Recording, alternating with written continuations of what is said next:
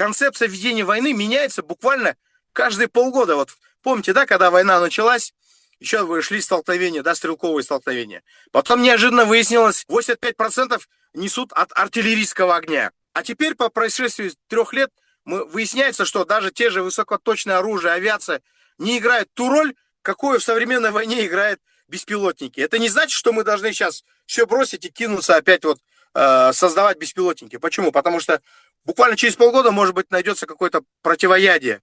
А нужна система, которая будет эволюционировать независимо от того, какая концепция войны. То есть у нас должно быть четкое такое плановое, да, вот у нас реально, да, вот должны быть заводы по изготовлению пороха, да, патронов, стрелковых оружий, те же пулеметы. Вот я неоднократно смотрел аналитику, да, украинских, они все время говорили, нам не нужны вот эти миллиарды вкладывать в вот эти высокоточные ракеты.